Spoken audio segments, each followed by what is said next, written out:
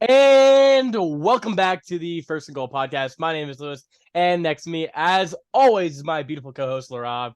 And it is playoff time. We were talking about a lot of the things, wrapping up the regular season in our last episode, but this episode is purely devoted to the Super WildCard Weekend for this NFL season. We're going into all of the games in depth, giving you our winners, potential upsets, and who's moving on to the divisional round next week, Laraib. I'm super excited to get into this. Anything you want to say before we hop into these matchups? No, just this is the second year in a row that they've had 6 games on Super WildCard Weekend. And it's always a delight to have more football to watch on the weekends, especially playoff football, Lewis. So Is it? let's get into some of these matchups, Lewis. I think we have a lot of close games this weekend.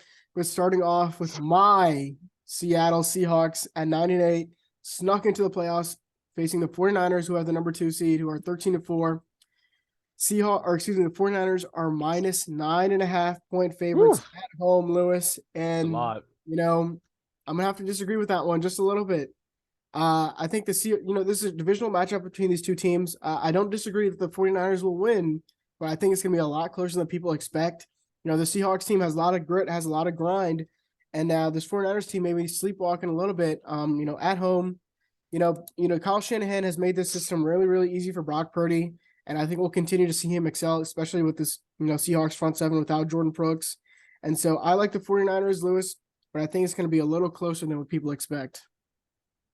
Right. I disagree with you. I think the Seahawks are going to have a lot of troubles in this game, Laura.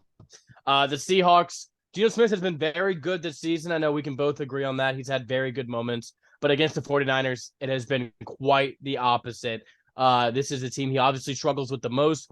This 49ers team makes him hold on to the ball for the longest he has against any other team in the league, at an average of 3 seconds per pass. And you could say, the coverage guys for 49ers are just really good. But it's also him this DeMeco Ryans defense is causing him so many problems with just different looks, different coverages, and that defensive line is coming so fast that he might have to duck down. He might have to roll out. What? The defensive line is doing what so fast? They're getting to the quarterback so quickly that he has to make these decisions, and that alters his timeline. And he's been good. Yeah, he's been good kind of off schedule this season, but against this defense, that cannot be the case. In order for them to win this game, he needs to stick in the pocket and make throws against this below average secondary. It's good, but it's not one of the greatest in the NFL. If he can stay in and hit, DK and Tyler Lockett, they can find success. But their problem is the other side of the football, Rob, is I don't think they'll have that many bites at the apple because Seattle has one of the worst ranked run defenses in the entire NFL. We've seen it all season. They have the 30th ranked run defense. We saw it in person, Rob, when Taysom Hill was gashing the Seahawks. And to think that the combo of Christian McCaffrey, is Elijah Mitchell back? I think that he might. He played the last game. Yes. So he is back, and that's just going to be another huge weapon that the 49ers are going to have in their arsenal to just take, give you a change of pace back, and they're going to run the ball down Seattle's throat. And one of the things about Seattle is their passing defense has also not been great. Now, they've been super opportunistic, getting advantage of a lot of takeaways. But I just don't think they'll be able to handle Debo, who just came back from injury, George Kittle, who's kind of found a renewed confidence. And we saw the last game he played in Seattle where he had a really good game. So, and especially, losing Jordan Brooks was a huge miss for this defense, Laraib, that I think it can't be understated because he was having a very good season. And I didn't believe him as much when he came through the draft. He was going to get a lot of playing time, playing behind Bobby Wagner. But clearly, with Bobby Wagner gone, he slotted into that role and he's been playing very well in that linebacker spot. But now that he's gone out of the lineup, their run defense, he was a huge, really great open field tackler. That's just a huge miss for them, for a team that does so much in that intermediate, whether it be the run game, whether it be the short passing game, screens, jailbreaks, things like that. They're going to really miss his presence in the interior of that defense. And I think that's where the 49ers are the strongest. And I think they're going to take advantage. There's just no real matchups that favor the Seahawks in this game for me, Laraib. If you can find one to make this game close, I'd love for you to tell me right now. But I just think there's so much. Now, yes, you could say the familiarity with the teams. Pete Carroll and Kyle Shanahan. Pete Carroll has had his number. But and the way those games went, it was the improvisation and kind of the magic of Russell Wilson that really did those 49ers teams in, which you do not have. I understand that Geno set the single season passing record, but we can both admit he's not Russell Wilson in Seattle. We can both say that with confidence. And against this 49ers team, I just don't know if he'll have the confidence to really step in and make this a close game, Laraib. Well, Lewis, I think the X factor in this game is going to be Kenneth Walker. When week 2, when these teams matched up, he wasn't really, the guy in the committee. And then when they matched up later in the season, he was just coming off an injury. But now he's been healthy, Lewis, and he was one of those big reasons why they beat the Jets 2 weeks ago. And he had another 100-yard game against the Rams last week, and it was another reason they got into the playoffs. So this week, I think if they can get him going, Lewis, and get Geno Smith, get that play action going and get Geno Smith out of the pocket. Geno Smith rolling out, Lewis, has been outstanding this year. We saw him in person as well in that Saints game, rolling out and throwing bombs to DK Metcalf and Tyler Lockett. And so if they can get the play action going just a little bit in this one, Lewis, with Kenneth Walker, I think they can keep it close. And that's why I like the 49ers 28-24 in a divisional matchup in the wild card weekend, Lewis. I understand, Laraib. You have your biases and you have to, hey, this will be a close game, but 49ers are going to win. So you really don't you don't think there's a world in which the Seahawks win, or you would pick them. But because, they're going to lose, hey, let's make it look respectable so I still have some cachet with the Seahawks fans. When that's not the case. Jordan Brooks, I'm looking at it now, in their last matchup, he recorded 7 solo tackles in that game, the most on the Seahawks team against the 49ers. That loss is a huge loss, and you'll be the first one to admit it, knowing how big he was for your team. So with that loss, and there's no real big advantages, in my opinion, for this Seahawks team over the 49ers to really give them a distinct edge in one part of the game. Because what is football? It's taking advantage of weaknesses. And this 49ers team really doesn't have any weaknesses here. Now, you can say Brock Purdy's first playoff game, what's he going to be like in this environment? But I don't think he's going to be challenged enough by the Seahawks defense to really put that pressure on. Or he's not going to be challenged enough by the threat of the Seahawks offense. But I think they cruise through this game and make their way to the divisional round. Give me the 49ers 31-10, Laraib. This will not be close. For your sake, I hope it's close. But don't let the Detroit Lions mad, Don't make them disappointed for all their hard work to get you here. But let's move on now, Laraib, to the Saturday night game on NBC. The Los Angeles Chargers traveling to Jacksonville to face the Jaguars. Los Angeles is favored by 2 points on the road, Laraib. I think the only home dog in this playoffs. Yeah, I believe. No. There's another one that we'll get to. But one of the only home dogs this wild card weekend, Laraib. The playoffs, like I said, it's a different game. It's more about exploiting matchups. And the theme for this playoffs is rematches. All these teams have played. I know it sucks. We hate saying this, but that's what you get when you have an extra game. These teams play a lot more. But when we saw the teams play in week 2, it was an absolute slaughterhouse performance by the Jaguars in LA. Now they're playing in Jacksonville. So you can say, why aren't we taking the Jaguars here? What's the biggest matchup that you're looking for, Laraib, that could potentially swing this game in either direction? The biggest matchup is this Chargers defense, Lewis. It's at a completely different state than it was in week 2. They've really turned around in the latter half of the season. We saw them, kind of close in on the Dolphins when they were against Tua. Last week they get exposed a little bit. They weren't trying as much, but they had some, key injuries. But, with guys like Khalil Mack back, Joey Bosa, I think he's questionable for this game, but I think he'll play. With those guys back, I think they're going to put a lot of pressure on Trevor Lawrence that he didn't have in week 2. And we saw him with some pressure, Lewis, against the Titans on, week 18. And he didn't look like he did not look that good against that Titans front seven. And now you're facing a Chargers team with Joey Bosa and Khalil Mack. I think they're going to take Trevor Lawrence off his mark, and that's going to open the door for this Chargers team on the road, Lewis. Yeah, I agree with you that this Chargers defense, which started the season so poorly, has really picked it up in the past few weeks, putting up opponents' scores such as 22. They let up 30 to the Chiefs, but that's the Chiefs. 24, 20, 17, 14, 3, 10, and they let up 28 last week, but who really cares?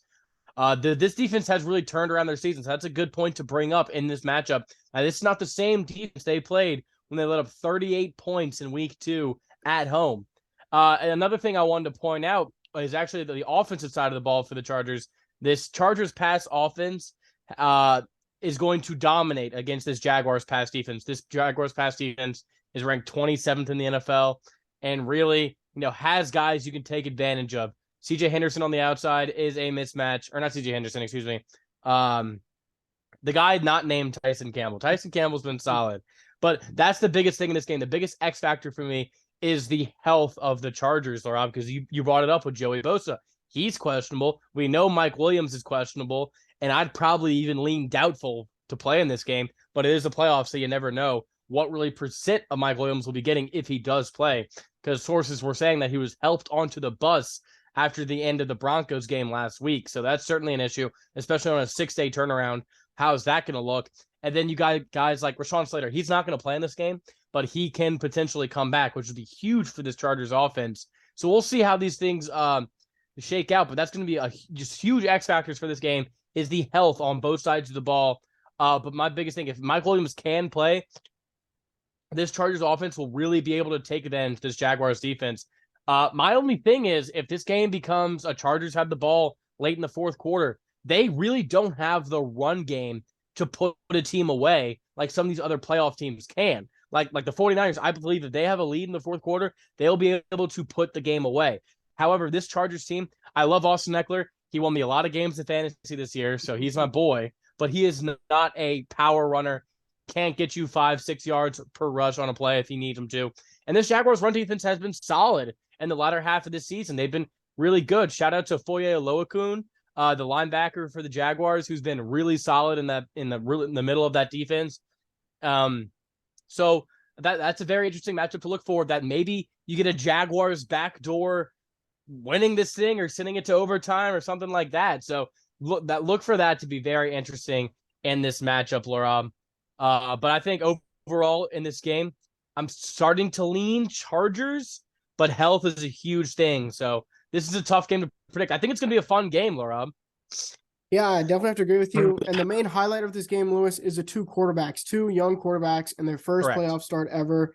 And who can I trust more? I trust Justin Herbert more. My guy, ever since he came into the league, he's always had the poise, Lewis, no matter how many hits he takes, no matter how bruised his ribs are, early in the season against the Chiefs. I can trust in him in big time moments to come up clutch. And Trevor Lawrence, when they needed him in that game against the Titans, it really was the defense who saved that game for them because they barely put up any points.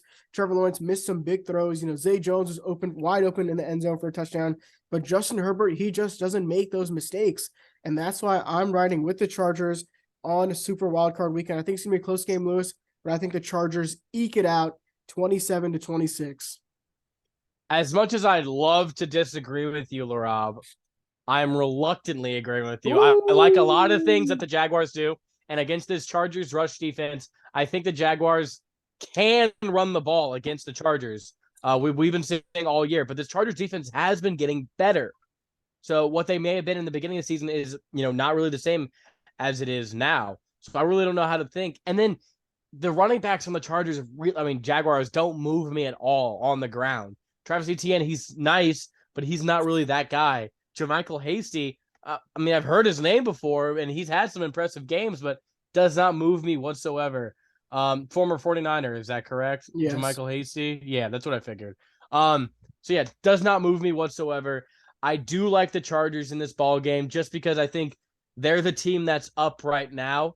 The Jaguars have a very promising future, a lot of young guys you can get excited for, but I just don't think Trevor Lawrence can outduel Justin Herbert. And yeah, this is both their playoff debuts now, so I don't think Justin Herbert has some type of advantage here. But I just think this Chargers team has more familiarity with one another that I think they can pull this one out on the road. Give me Chargers 24 to Jaguars 20. It feels it's going to be a lot closer than that score indicates. I'll tell you that right now. All right, Lewis, let's move on to another matchup. We're moving into Sunday now, Lewis. We have the Miami Dolphins without Tua at quarterback. Is going to be Skylar Thompson going to Buffalo to play the Bills. Buffalo -13, Lewis. And, this is going to be, I think, the least interesting game of the Super WildCard Weekend. Skylar Thompson versus Josh Allen. It's a complete wash. As much as you can say the Dolphins, they have Tyreek Hill and Jalen Waddle. I always said, try to get the ball out quick, try to let, those playmakers play in space, but we just haven't seen that.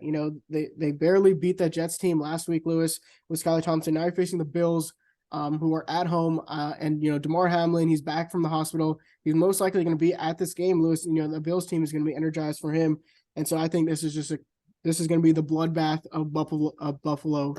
And we'll be talking about this game for years to come, just how bad the Dolphins played in this one. I think a lot of people will try to forget this game, Laraib, because I do agree with you. This game is not going to be pretty.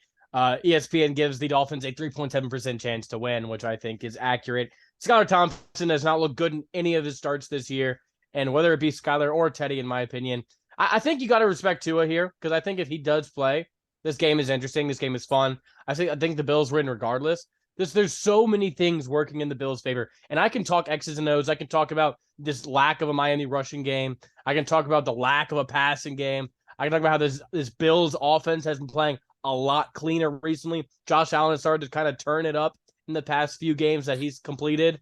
But I think the biggest thing, like you said, is just the energy for this game. Bills home game against a divisional rival with all the Damar Hamlin things. The Bills crowd is going to be going insane, Laraib. I just think there's no way the Dolphins stick around. I'd love to really go into this one more, but I'm just going to go ahead and give my final score. I'm going to go Bills 34 to Miami. I'll go 13. Yeah, and I'm also picking the Bills, Lewis. I'll also say 34, but the Dolphins kick an extra field goal with Jason Myers, and they get it to 17. But let's move on to another game, Lewis. A big one here, another huge rematch between these two teams. The New York Giants going to Minnesota to play the Vikings. The Vikings -3, Lewis. And I know last time that we picked this game, I had the Giants and you had the Vikings, and it was exactly by 3 points the Vikings won, Lewis. Now, what are you looking at for this game? Oh, man, what is there not to look at in this game, Laraib? This game is just one of the hardest to predict, in my opinion, because the better coach team, in my opinion, is the Giants. I think the Giants have the better defense. I think the Giants, and when you think of playoff football ready teams, that is the Giants. The Giants are also coming off a bit healthier. They didn't, Daniel Jones didn't play last week. Saquon didn't play. A lot of their big defensive stars did not play. So they're going to be fresh. They're going to be going into this game energized, and they've probably been preparing for this game, knowing that this was going to be the matchup for the past 2 weeks. And with this coaching staff, that's a real big advantage in this matchup. And where the Vikings were maybe falsely holding on to the hope that they could still get the 2 seed and face a Seattle team, or they didn't know who they'd be playing by then. They just did not want to play this Giants team, Laraib. And let me tell you some stuff. 13-4. That's amazing. NFC North title. Vikings really, dang you, Packers. Haha. We are finishing the Kings of the North. But a negative point differential on the season. This Vikings team has been pretty awful in the games they've lost. But the thing about the Vikings is they just know how to be in these one-score games, Laura. There is no doubt in my mind this game is coming down to the fourth quarter. If it's a blowout either way, I'll be shocked. My biggest thing is this Vikings offense, the never say die Vikings offense at 325. That's still a bit solar. You're in your own home stadium. I don't even know where I want to start with this one, Laraib. So I'm gonna throw this back at you, and I'm gonna ask you, Laraib, what matchup are you looking specifically at in this game? Be it Giants or Vikings that could give one team a distinct advantage. It's going to be this Giants offense, Lewis. Last time these two teams matched up, the Giants offense racked up 448 yards against this Vikings defense, right? And you think about all the playmakers they have, Lewis, it's just Daniel Jones and Saquon Barkley. They really lack the depth at receiver, at wide receiver and tight end. So for them to put up, 450 yards of offense against the Vikings, it's going to take that same amount of performance out of them to keep up with guys like Justin Jefferson and, KJ Osborne and Adam Thielen and TJ Hawkinson and Dalvin Cook. And so, I lean Vikings this one, Lewis. They're at home. Kirk Cousins has a lot to prove, especially this whole team has a lot to prove, Lewis, especially how, you mentioned they lost some big games by a lot of points this year. And now they're matching up against a Giants team who had to score a late fourth quarter touchdown and go for two and get it to tie the game. So I like the Vikings, Lewis. I think Justin Jefferson and Kirk Cousins put on a masterclass at home. See, my head's telling me one thing, my heart's telling me opposite. My head's telling me the Giants are a better football team. They just simply have been. That first game was very just crazy, long Dalvin Cook run. I don't know. There was a lot of flukiness in that game. And, Daniel Jones has been actually a very good quarterback in the latter half of the season. We remember how he's been utilized in the beginning of the season with a lot of bootlegs, running out of the pocket, Vanilla Vic. But he's been, in the past few starts, he's been mainly in the pocket and been completing 71% of his passes in his last two starts. So that's pretty significant for Daniel Jones, getting, used to these receivers that aren't necessarily household names, but they're effective in what they do. And Saquon Barkley, against this Vikings defense, should have a great game. But my heart, if it's a close game in the fourth quarter, what do we know about this Vikings team? They'll find a way. They'll scrap. They'll have a stupid safety. They'll figure out a way to come out on top. And it's hard for me to pick the Giants on the road against this gritty Vikings team. That's just pun not intended. The Vikings team just finds ways to win. And at home, I'm going with the Vikings as well, Laraib. I literally wrote down Giants and I scratched it out and changed it to Vikings. I have a feeling this one. Plus, I want to see the Vikings get slaughtered by the 49ers next week. So, give me the Vikings. I'm going to go 24-20 in this ball game. And it's a lot closer than that. Vikings get a late touchdown by a gritty Justin Jefferson to put it over the top. So that is my prediction for this game. Yeah, it's going to be a close one. Exciting to see this rematch, Lewis. But I agree with you. Vikings 27-24, and the Justin Jefferson and the Vikings continue to gritty into the playoffs. But Lewis, let's move on to Sunday night. We have the Baltimore Ravens with a question mark at quarterback facing the Cincinnati Bengals. Bengals -8, Lewis. And, I have to agree with that line at -8. And despite the quarterback issues, who's going to be in. Even with Lamar Jackson in there, Lewis, the guy has not practiced in 5 weeks ever since he got injured. And he's going to be coming in there really, really rusty. We know they lack all sorts of offensive weapons, Lewis. And I think the Bengals just run over this team since they're better coached and they just a better team, Lewis. See, whenever I'm looking at, oh, man, I don't know if this quarterback's going to play or not. Look at what Vegas is telling you. Vegas is giving the Bengals an 8-point advantage at home.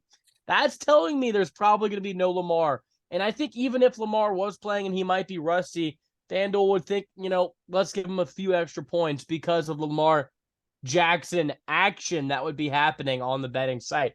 I don't think he plays in this game, Laraib. I don't know whether it's not he's still not feeling right, whether it's a contract thing for him.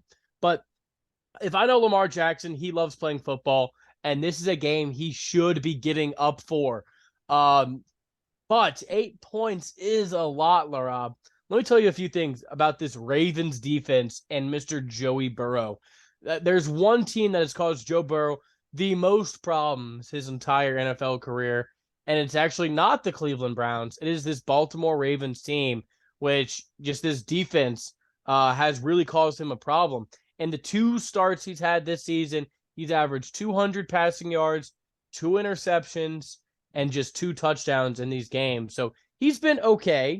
He got the job done last week at least, but not really spectacular. And the bigger thing about this Ravens defense is how they changed once trading for Roquan Smith, who just got paid. Shout out to Roquan. Good for you, dude. But their defense has dramatically transformed. Before signing Roquan Smith, they were allowing just over 24 points a game. Ever since he's been playing with this Ravens team, they've just been allowing 15 points per game, Laraib. That is a huge advantage. And you can see the impact he makes on this team because Patrick Queen, he's been all right, but he hasn't really been that guy in that position. And you can tell with Roquan, he just has a different energy and a assertiveness for this defense that they've been searching for with the new defensive coordinator. I can't think of his name, but you can tell this is the type player he wanted, and that's who he got for this team.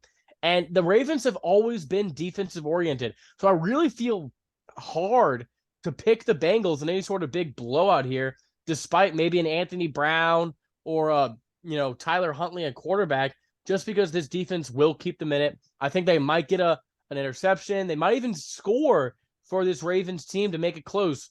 But there's no way on God's green earth that I am picking Tyler Huntley or Anthony Brown over my boy Joe. I'm just saying this will be a close game, and we'll see. The Bengals might get a late touchdown to make this a 10-point game, and they cover that way. But I do, that'll be upsetting. But I do like the Ravens, just how their defense matches up. And a concerning part for me about this Bengals team, before I throw this back at you, Laraib, is this offensive line and running game in the past 3 weeks has been very unimpressive, averaging over just 60 yards a game on the ground their past 3. You could tell when this Bengals team was really rolling, when Joe Mixon went down, Samaje Perine really stepped in, this offensive line was rolling as well. And they were averaging over 100 yards per game on the ground, really alleviating a lot of the pressure off Joe Burrow and his arm.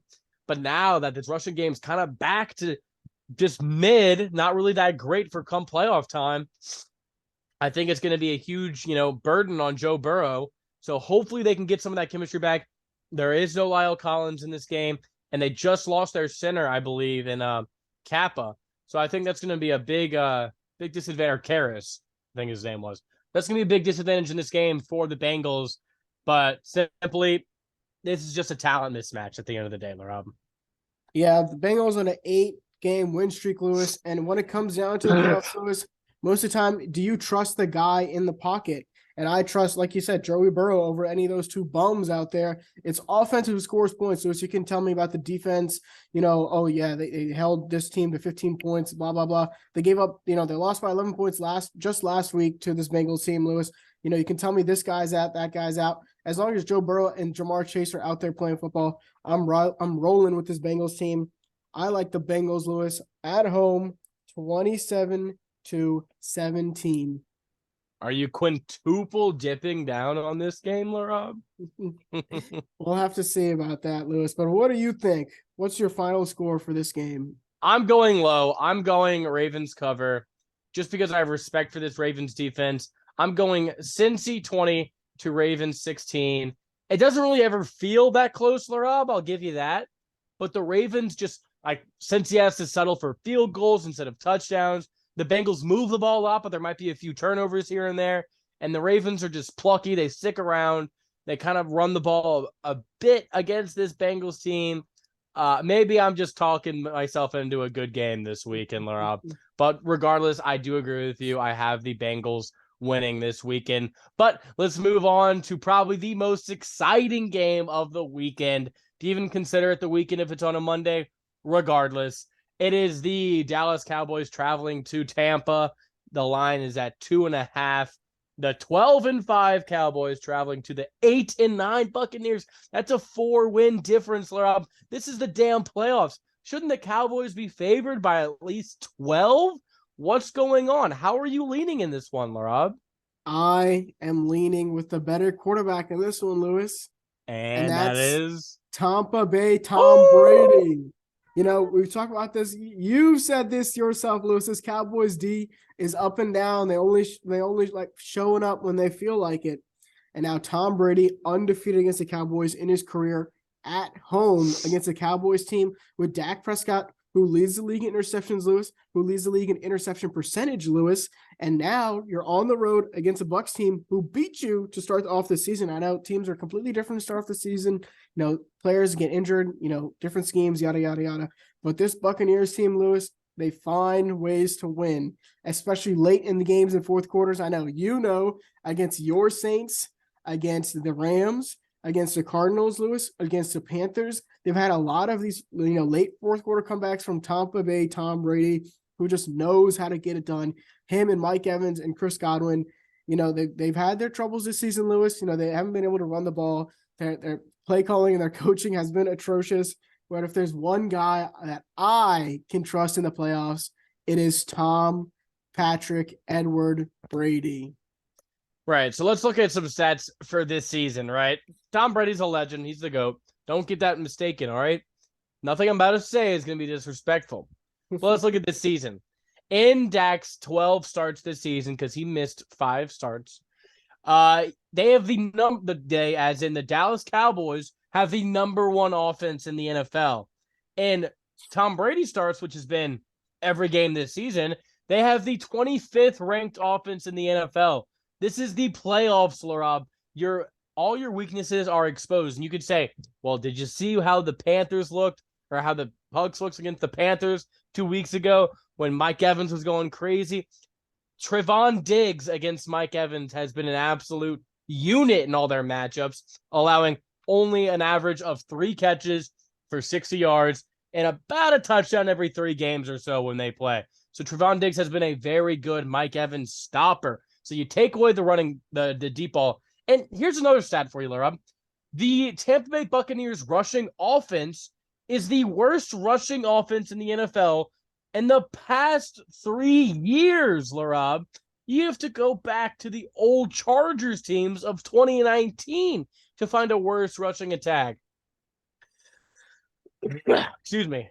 But I think the biggest thing is that I just don't know that if this Buccaneers team, if they have a leader, if they're down, and they can go up against this Cowboys defense. Yeah, this Cowboys defense, to your point, they have been inconsistent all season, but they match up very well against this Buccaneers team who cannot run the ball that effectively, but they have fast edge rushers, fast linebackers, and ball hawking safeties and corners. And against this Buccaneers offensive line, which loses another key piece, and their starting center, Ted Hainsey, will not play in this game. Micah Parsons, DeMarcus Lawrence, they're going to feast on Tom Brady this week, sitting constant pressure. And I just do not think he has the tools to beat those, hot routes. I don't think those hot routes are going to be that great. And I think the Cowboys are going to get to the ball fast enough to make it a non-factor. And you can say, oh, but what about that ESPN stat that I saw of the Cowboys defense on grass versus turf?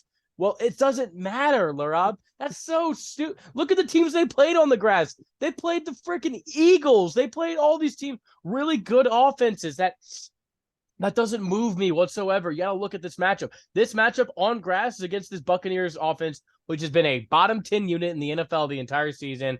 I think this matchup heavily favors Dallas, but then it comes down to one thing, Laraib. Coach, quarterback.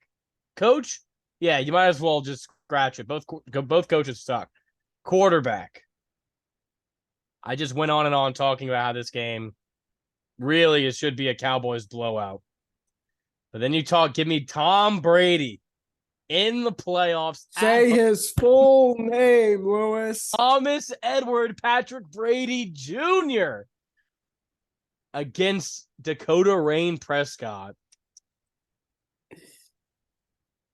I'm going Dak. I'm going Dak. I'm going the Cowboys. I heavily disagree. Go ahead. In 12 games, Lewis, he leads the league in interceptions. That is ridiculous. And they still have the number 1 offense in football. He leads the league in interceptions. And if you turn over the ball and you give the ball to Thomas Patrick Edward Brady Jr. in the playoffs, Lewis, it's over. Now, you're giving me all these statistics. You're throwing this number at me, that number at me, Lewis. Statistics don't win games, Lewis. Players win games. And when it comes to playoffs, it comes down to the man in the box, and I trust that guy, Thomas Patrick Edward Brady Jr. Give me the Bucs at home. The Cowboys will be up big. They'll be hooting and hollering on the sidelines. But that guy, Tom, he's going to put his head down, and he's just going to find a way to win this game. I like the Bucs at home, 24-21, Lewis. I have to disagree with you, Laraib. I think it's going to be a good game. But I just think it's going to be too little too late for Thomas Edward Patrick Brady Jr. and the boys. I just don't think he gets it done. I know it's almost sounds disrespectful saying that, but I think they do get it done. But then Dak Prescott, he has the ball last. Because I think it's going to come down to who has the ball last. And it's not that I trust Dak more. It's just he's going to have the ball last against this Buccaneers defense, which has not been impressive, mind you, all season. Shaky secondary. CeeDee Lamb's been on a hair in the last month. Give me the Cowboys. I think they win this game in Tampa. Give me the Cowboys 28-27. Last winning field goal by Brett Maher wins the game for the Cowboys, Laraib. All right, Lewis. So that is our 6 picks for the 6 wildcard games this weekend. But before we go, we just want to give you all our best bets from this week, Lewis. So what is your best bet for Super WildCard Weekend? First best bet, I think this one's easy. Give me that Christian McCaffrey has over 50 yards and a touchdown. You can get that at plus 150 odds. I love it on FanDuel. Whoa, but let's keep really it to teams. Let's keep it to teams, right? I like the Baltimore Ravens plus 8. I think they're going to keep this game close. It's a playoff game. I don't think that the Bengals are going to try to do anything too risky to win this one.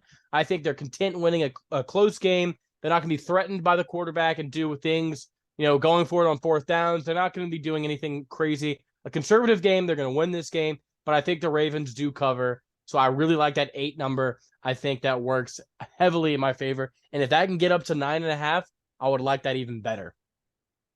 All right, Lewis. And for my best bet, I like the Buffalo Bills at minus 13.5. I think it's a lot of points. Just minus 13, Lewis. That's 2 touchdowns against Skylar Thompson. This Bills team really going to be reinvigorated this weekend. Like you said, a lot of motion in this one. Skylar Thompson in his first playoff start. I think he's just going to look atrocious out there. And so give me the Bills minus 13. All right. Well, that's going to do it for this week's episode. We are about to get into the playoffs. One of these teams will be in the conference championship, and one of these teams might be in the Super Bowl. We will see. We'll give you everything we have next Tuesday when you see our reactions to these playoff games and other news around the league if anything crazy happens. But that will be it for this episode. Make sure that you check out all of our links in our bio below just to see whenever we post, all of our social medias, anything like that. Rob, anything you want to say before we head out? No, just everybody enjoy Wildcard Weekend. And this is the First and Goal Podcast signing off.